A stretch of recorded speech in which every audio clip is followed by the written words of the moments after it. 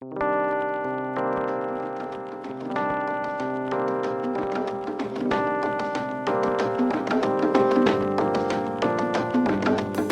is a recording of me, Ian Bushfield, speaking at the Sunday, April 24th, 2016 meeting of the BC Humanist Association in Vancouver.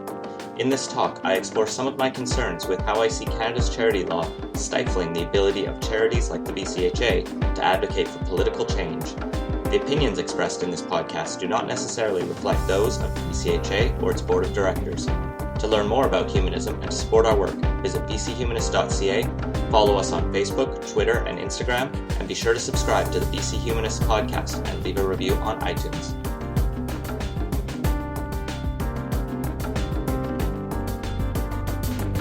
So hi, for those who don't know, my name is Ian Bushfield.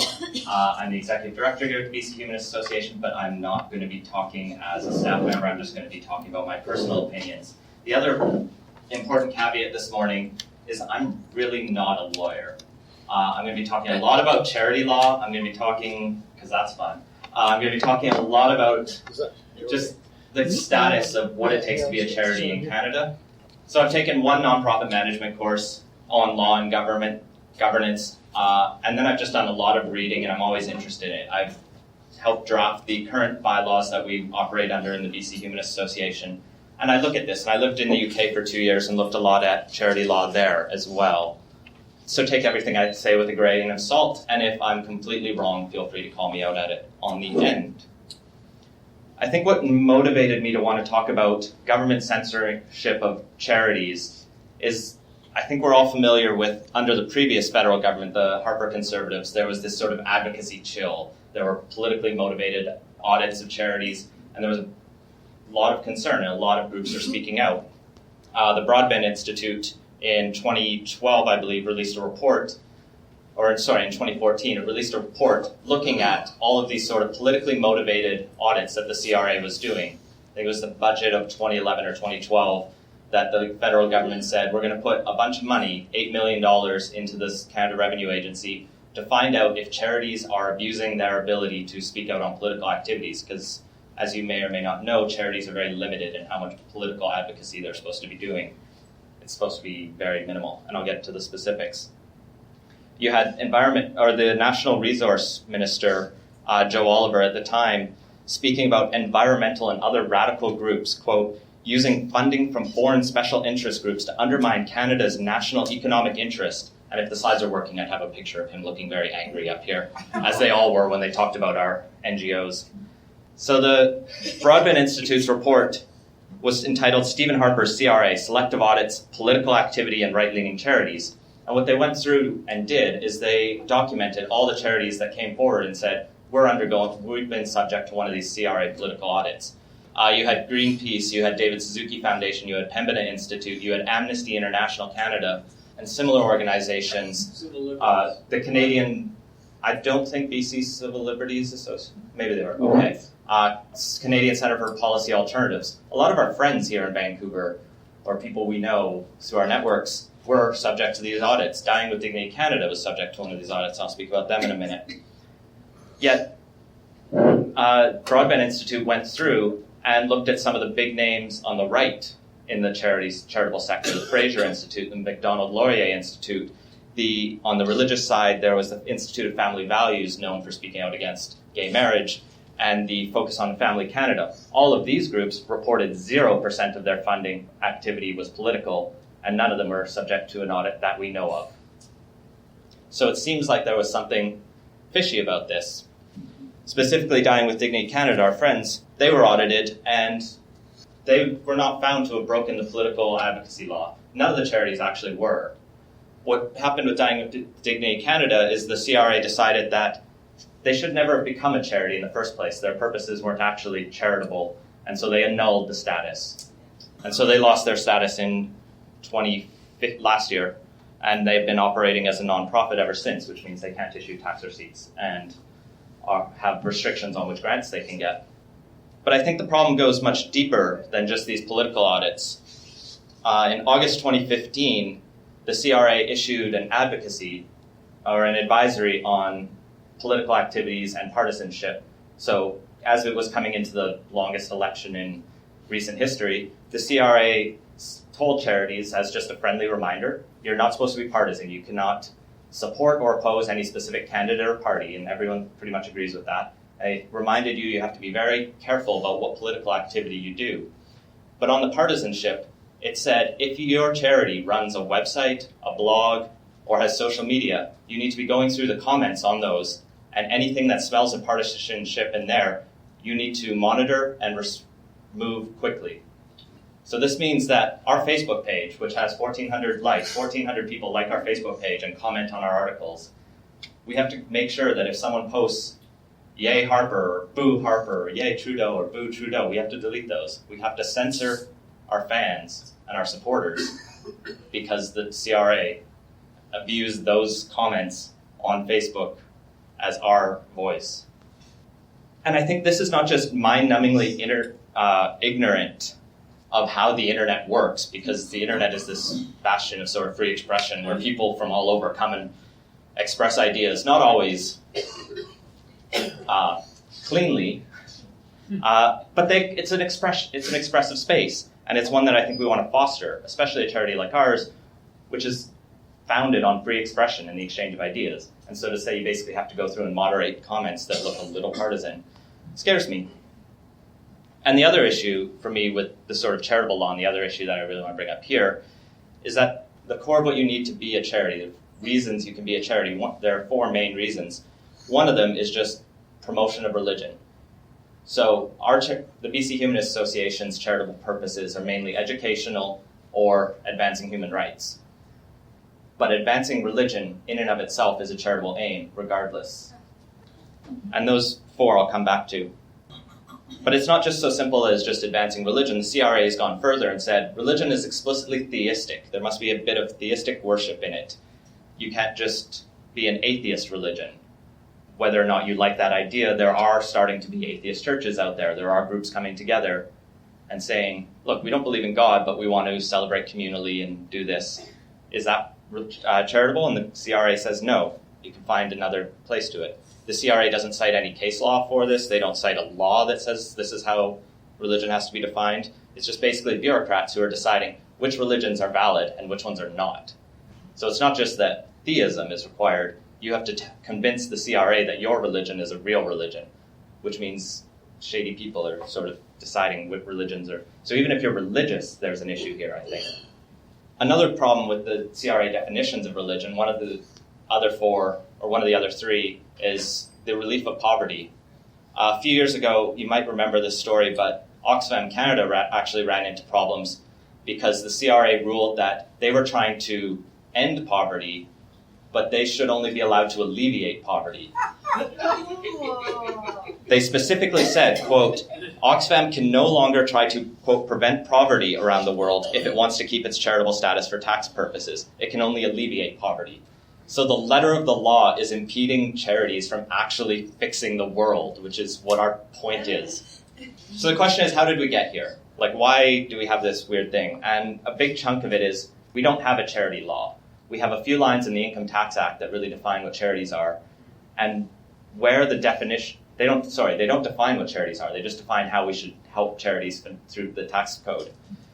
Canada's charity law dates back to about 1600, and an English law called the Charitable Uses Act, where the preamble of that sort of defined what a charity was.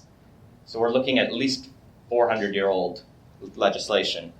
That was made clear in a House of Lords case in England in 1891 called PEMCEL, and that's when these 4 categories of charities were set down. So Canada's charity law is based on 19th century case law in England. Just keep that in mind every time you think about charities. It's just absurd. PEMCEL basically was between an individual trying to start a charity and the tax commissioners. And the judge in the case basically set out 4 reasons for why you can have a charity. One is the relief of poverty. One is to advance education. One is to advance religion. And then there's this broad other category that are just purposes beneficial to the community. And that's just become this sort of catch-all that the courts have filled in with things like helping the elderly, helping the sick, saving the environment, helping animals. and it's slowly grown just through case law. So we've never really had a public debate in Canada, in Parliament, about what is a charity. We don't have that definition in law. It's not in the Tax Act. It's just from this 1891 Act and a few others. Subsequent cases, both in England and Canada, are ones that define religion as requiring a faith in a higher power. There was a case about a secular or rational humanist group in the UK that asked if they could be advancing religion, and the court said no. And in that decision, they said religion, quote, some benefit accrues to the public from attendance at places of worship of persons who live in this world and mix with their fellow citizens. So the courts basically just said, getting people to go to church is just a good thing, as long as that church is theistic and they believe in something, because atheism is just scary. That fourth category, as I said, is expanded, also includes localities and maintaining heritage. And so we're really just stuck with the lines in the Income Tax Act. Those past cases also basically set out that there's no good reason, or that charities shouldn't be political. This has sort of been throughout the court cases. And that's based on sort of two arguments. The first is that courts shouldn't be deciding what change is beneficial. So if you're being political, you're calling for a broader change in society. And the courts don't really want to decide whether or not that change is good or not. They should leave that up to politicians and the sort of supremacy of Parliament. And the other problem is the courts always wanted to assume the law is correct. So if a charity is arguing for the law to change, the courts can't go, oh, well, you're right, that law should change. And it's a similar sort of issue with that sort of Parliament is supreme. But both of those arguments are crap, especially here in Canada in 2016, where our courts regularly throw out laws and decide what is better for society and what is beneficial. And sadly, this sort of public benefit of advocacy hasn't been challenged in Canada, and I'll talk about where it has been later. And what's so funny is these changes are actually coming, all these laws that are changing are coming from charities advocating, like the BC Civil Liberties Association going to the Supreme Court and making their case. So as I said, Canada's charities are regulated by the Canada Revenue Agency based on a few lines in the Income Tax Act. The Act, as I said, doesn't define what is charitable, and it says all our political activities must be, quote, ancillary and incidental to our main purpose. And so that little phrase, ancillary and incidental, has been interpreted by those sort of bureaucrats to just mean 10% of our expenditures and volunteer time. So you take our total annual budget and however many hours of volunteer time, however we calculate that, and a very small amount of that, up to 10%, can be political. CRA would probably prefer it to be zero. And obviously none of that can be partisan. And so that's where we're at, and we have to report the political activities we do undertake on our annual return, which you can look up online. But it gets a little bit more confusing because that definition of political activity is also not defined in the Act. It's really also defined by bureaucrats, and potentially it could be defined by the Minister of Finance by just passing a note down to the head of the CRA, because the CRA is not an arm's-length body. So the CRA has basically said there are things we can do that seem political, but they're really about our core charitable purpose, as long as they're related. Things like we can do a public awareness campaign about a political issue as long as it relates to our core work. We can also the organization can directly communicate with elected officials calling for a change in law. And we could publish that communication online. But as soon as we tell you to send that same letter, we're being political. So I can write as the executive director to every MP in Canada saying, do this, do that, these are the kind of laws we support. But as soon as, and I can then put it out on our website, as soon as I've said, you should all send that same letter to your MP, we've gotten too political. And so the laws are fuzzy, or the rules are fuzzy, and they're also subject to be changed on a whim. So we can't do explicit or political activities or explicit calls to action, calls that a law, policy, or decision by a government, and that could be a foreign government. So if we talk about the Republicans in the US, we could be partisan, we could be political.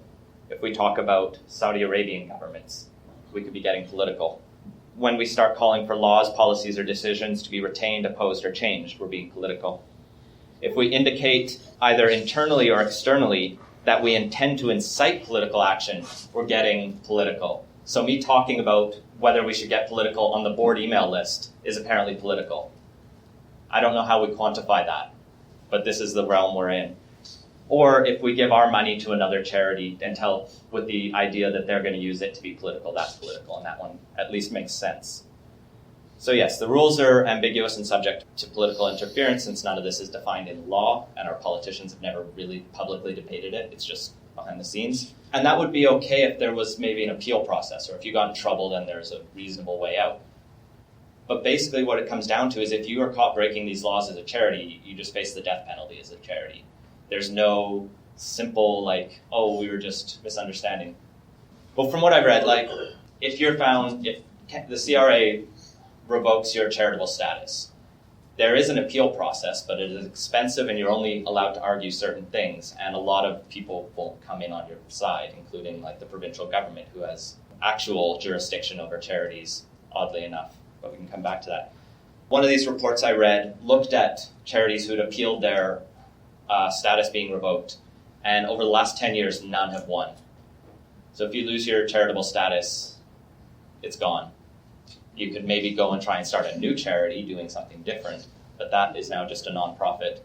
And when you lose your status, you might also have to pay back all the taxes you were exempted from over the last year, and they could potentially seize any of your assets. So it's not just your organization is just in a different realm. Your organization's probably dead. This is why Dying with Dignity Canada was lucky to just have theirs annulled. So the CRA just went, oh, it was our mistake. You can keep going, just not be a charity anymore. And that's where we've gotten to. But you're probably thinking, oh, this has all changed, right? In October, this new government got elected and everything is better. Sunny ways, as it were. The Liberal Party of Canada, as you know, won a majority government under Justin Trudeau. And in their platform, they campaigned saying specifically that they would end the political harassment of charities. They'd modernize the rules and introduce new legislation to govern charities. Good things based on what I see as major holes and problems in our charitable sector. And it started to look good. Shortly after, I think by January, they'd announced that they were not going to conduct any new political audits, and they were going to phase that program out, and there aren't any more going to happen. But something was noticed by a lot of the charities. The Liberals didn't stop existing audits. So if the CRA had started an audit, a political audit, in October, the Liberals let that one finish because they figured we've started it. We may as well find out whether or not these charities are breaking the political rules or not. And so charities started speaking out more, the same ones who'd been speaking out under the previous government. And then in the budget, there was something promising. They meant in the budget about a month or two ago, it promised a consultation to look at clarifying the rules about political activities. But that's not what they promised in their platform. They promised new laws, they promised modernization, and now they're just talking about consulting on clarifying rules. And frankly, the problem for me isn't that the rules aren't clear. Well, I mean, they're not, but it's that the rules themselves are stupid. And they're preventing us from being more activist, which I think is a good thing to be when you want a better world. But beyond that, I don't see, the federal government obviously has a lot on their agenda, but I don't see a lot of push on their part to really go beyond this sort of consultation to clear up the rules. So what are the alternatives, though? When I was in England, what I discovered is and I actually learned about this when I was taking my nonprofit management courses, they have a Charities Act, and they've actually had a Charities Act since 1960. But in the 90s and early 2000s, it underwent a huge sort of review and culminated in 2006 with a sort of broad new Charities Act that really sets out a lot of things. And it does a lot much better than Canada. In the first case, it defines what a charity is. It says, here's a list of things that are good charitable purposes. And rather than just 4, it has 13, including an other category, because there are things that could come up that we can't think of today. So it doesn't just rely on sort of case law dating back to 1891. After campaigning by the British Humanist Association, the law was actually updated again in 2011. And they expanded the definition of religion, interestingly, in the law to say a religion for a charitable purpose includes a religion which involves belief in more than one or more gods, and 2, a religion which does not involve a belief in a god. So the British Humanist Association is now actually registered as a religious atheist charity after their own campaigning. They've also put into their law that advancing human rights, advancing science are charitable purposes. And they've defined what's known as the public benefit test. The public benefit, so there's two sort of rules for a charity in Canada and Britain. First, you have to have charitable purposes. Your goals have to be charitable, but then you also have to be for the public good. So you can't just be for a small subset of people. You can't just go to help that one person. That's not a charitable. You can't create a charity to just help your friends. You have to be for the broader public good. And that's something that in Canada is just defined in case law and through the courts, but at least in Britain, they've written it down and said, all right, here's how we test this. Here's how we know that you're being charitable. But there are two things that I think are even more important in the Charities Act. The first of which is that they created a Charities Commission that's entirely arm's length from the government. So there's a separate regulator that looks after charities. It's not subject to, the will of Parliament or the whim of a minister. It does report back to Parliament, but it's free to sort of promote the charitable sector and increase the number of charities and increase engagement with them, and also to regulate them to make sure they're not getting up to shady business or pissing away people's money. So the Charities Commission is independent. I'm not sure about the appointments of them. The other thing in the Charities Act is that UK charities are allowed to be political. They should not be entirely political, but the Act and the legislation in the Charities Commission recognizes there are times when, to accomplish a charitable purpose, a charity might have to be 100% political. It can't be 100% political all of the time, but there might be that short period, like say when assisted dying laws are coming up in debate in Parliament, that a charity needs to get hyper-political to affect that decision because it affects how it's going to accomplish its goals. And that frees them up a lot. Of course, there are still some problems in Britain. Religion is exempted from a lot of the oversight, so religious charities who aren't huge don't have to report themselves to the Charities Commission, whereas other charities do. And it's not just religion. I had the quote from their slide. It's very specific Christian denominations are free to just do that, so it's not even universal. In 2014, there was a big debate because the coalition government then introduced what was called the Lobbying Act, and that set very strict spending limits on all non-political actors in the 6 months prior to an election. And this was basically seen as a gag order on charities, which there was massive protests against. And there have been recent scandals in the UK about fundraising and some of the oversight and the autonomy of charities. But overall, I think the Charities Act is a step forward compared to our sort of legal vacuum that's just made up of court decisions. I mentioned other countries. Two that are really interesting is Australia and New Zealand, in which both have very similar paths as Canada's in charity regulation. In Australia, there was a charity called Aid Watch, and its purpose was to look at how aid money was being spent around the world. So, is the Australian government effectively helping people in developing countries? Sort of an important purpose, but a lot of their work then meant they had to turn back to politicians and say, you're wasting people's money, and try and hold them to account, and that's very political. So, at some point, this rubbed some shoulders the wrong way or upset people, so they lost their charitable status, and they sued the government for taking that away, or appealed. And it went all the way to the High Court of Australia, and the High Court actually ruled that that political activity was a public benefit. It was a good thing to have. It was a charitable purpose to be advocating. And so they sort of overturned this ban on political activity, and they said public debate is beneficial to the community. And I think that's something we'd all agree with here.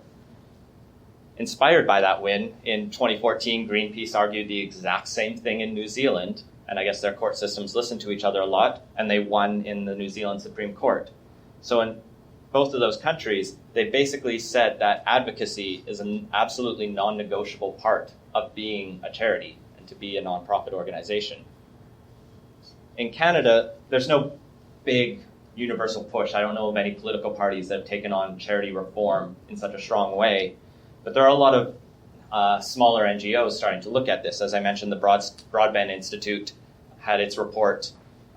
A lot of the groups that were subject to these audits are also now starting to speak up and join coalitions, and they tend to be environmental left-wing NGOs. But there's a good report out of University of Victoria from the Environmental Law Centre called Tax Audits of Environmental Groups, the Pressing Need for Law Reform. And it actually looks at a lot of these case studies and is really just the better, more research version of this talk. So go read that. It's free on DSmog Canada.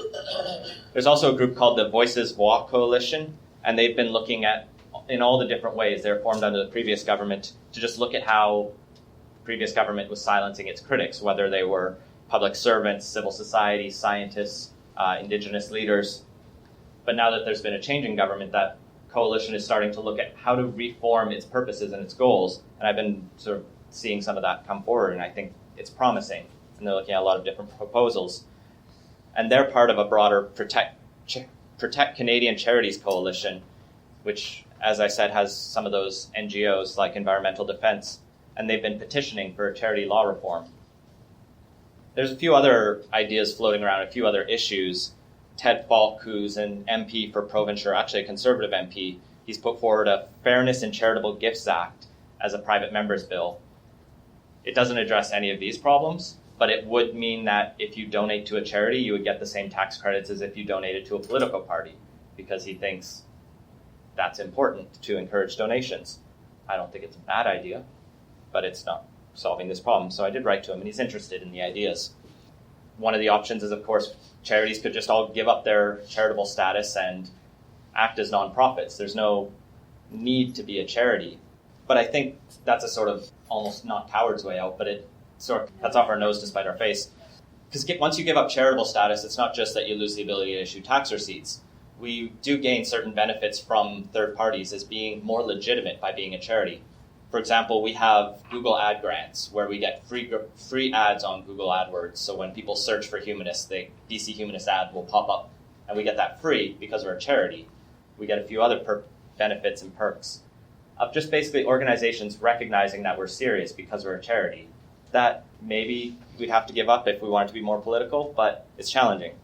There's another problem where, interesting quirk that I didn't look into too much, but charities are actually a provincial jurisdiction under the Constitution of Canada. And Ontario has actually brought in some legislation to further regulate charities, but that's more just to add accountability and oversight. It didn't try to define charities. So there is the possibility that each province could bring in a Charities Act of its own. And maybe this is actually why the federal government hasn't done anything, is because they go, well, we can just do the tax code. We can't define a charity. But the problem then is nobody's doing it. I think the big problem here is that charities are really busy. Like every person I know who works in a nonprofit has too much to do and not enough time, because the mandate of a charity is really big, and you'd never really have time to argue these sort of broader, higher meta level issues, because you're always focused on solving poverty, promoting secularism, challenging privilege in different places. You don't have time to say, we need a better law because that would help us 10 years down the road. We need to fix problems now. And there are other issues like social innovation. There are a lot of charities that are starting to branch out into what's called social enterprise, where they'll start a business that, like a, say, thrift store or a coffee shop, and then all the proceeds of that business fund the charity. And that's a really good model, because then the charity's work is funded by a steady stream of income, and they don't have to rely on the sort of donor cycles of, oh, people have money and they can support us. Oh, now it's a recession and we're going to have to close our doors, but now we're needed more than ever. The problem is there are actually rules on how much money a charity can, or how much work a charity can do making money that isn't fundraising. And so there's this weird realm where BC is starting to promote this sort of social enterprise idea, but it's tough to fit it within the nonprofit landscape. I mean, that's basically what I had to say, and I ran through it faster than I expected. Maybe my slides would have slowed me down a little bit, because then I could have read out the specific quotes from the Charities Act. Thank you.